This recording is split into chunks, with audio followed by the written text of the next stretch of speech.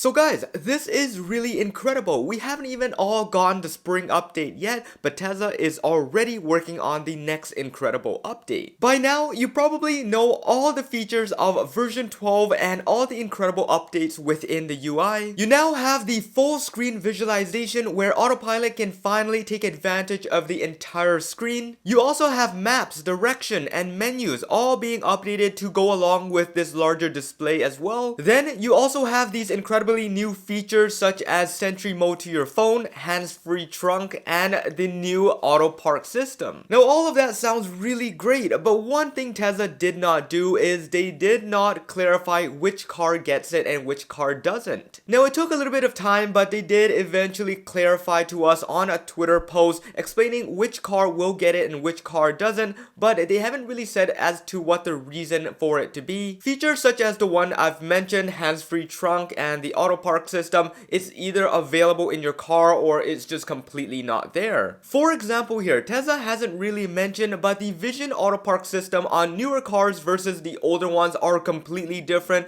and you may be seeing completely different things on the visualizations once you have them side by side. Outside of auto park, when you do slow your vehicle down to a certain speed, the 3D vector rendering is completely different as well. You will see with the newer cars you can pan around the scene and it will detect all the objects around it, whereas for the older cars you will get a version of it where it will only detect these objects when you are auto parking, and even then it will only give you a bird's eye view of it. Now this does apply to many of the features within the spring update. If you want to know more about that, I do have a dedicated video just on the auto trunk and some of the other good stuff. If you want to check it out, I'll drop a link in the description below, but over there you will be able to see the differences and what you can be expecting once you get this in your car. So hearing all this, you may think that this is it. This is what we've been waiting for, and once the update finally rolled out, your car is now missing it. Well, that isn't entirely true. Tesla is working extremely hard to get all the older vehicles to be on the exact same version as the newer ones. They are working as hard as possible to squeeze as much out of the older hardware to keep things very efficient and make it running as smoothly as possible. A really good example here would be the Matrix LEDs. Now this has been recently enabled on older vehicles.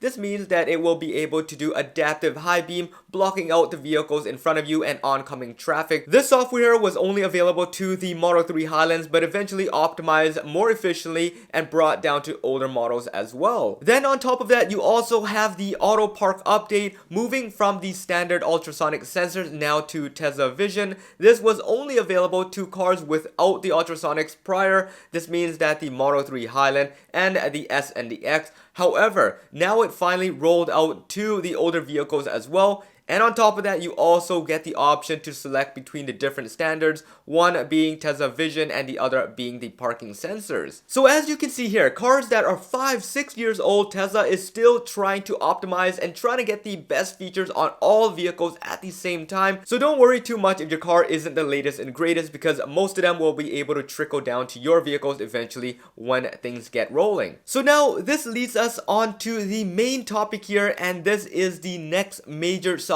update that Tesla has in store for us. According to the source codes of the 2024 update, Tesla will be introducing some new features that we have never seen before. The famous Green the Only was able to further dive into the code, look at all the important areas, and break it all down for us. First off, this update will now finally include Amazon Music playback support. So for those of you with an Amazon Prime member account, you are in for a nice treat, because Apple Music is too expensive, Spotify is too expensive, Prime is just in that perfect spot where you're getting a bunch of features within that bundle. Then within the source codes, we also have some miscellaneous within the menus, things such as erase all user data option, confirmation before rerouting, as well as a scary message that pops up when you are in the service mode. This is likely there to scare away for those of you that usually go inside and tinker around and try to mess things up. I think this is a really great idea that there is now a notification or a message message that pops up that is supposedly going to deter people from playing with all the menus. Alright, so before we get to the main feature here, there has been some underlying work done to the core UI of the software. This is likely in anticipation for this rollout to come out. According to Green, there has been a recent update to what's called the FFmpeg, which expands on the GPL violation. This was previously only active when autopilot was enabled. And with this update, they have also recently moved over to the X11 compositor, which was previously managed and run by the QT car. Essentially, what this is it's a system that will take care of the animations, the visualizations, transparency, and blur,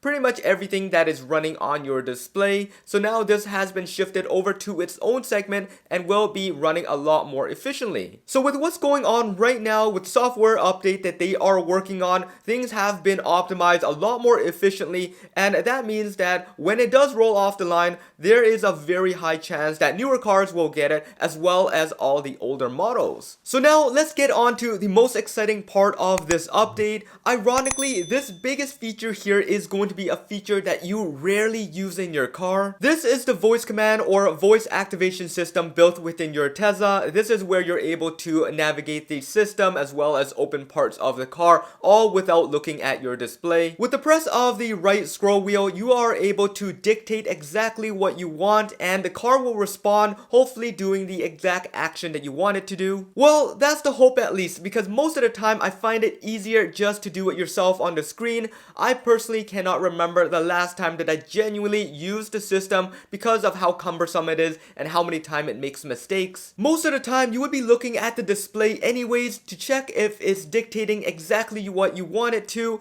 and it is especially important for those of you guys that don't live in North America or have a very thick accent. Believe it or not, even myself living here, I would have to scream at the thing multiple times to get it to do exactly what I want, and this is where it gets a little bit too insane while you're taking control of the car and trying to correct what it's doing. So now here's the great thing. With this update here, we are going to finally see an update, a big change to how this voice activation works. Tesla will now be integrating a personal voice assistant within this update. This is where you're able to just talk to it as a regular person, and this is where it's able to respond to you, very different than what we are currently used to. The car will now always be listening for a wake word, and you can continue your request shortly after that. What makes this voice assistant even more interesting is that you'll soon be able to ask it a wide array of things, very complicated things outside of what it's pre-programmed to do. There are simple things such as asking for the weather, the ETA, and the road conditions, and then more complicated things such as asking for the latest news topic,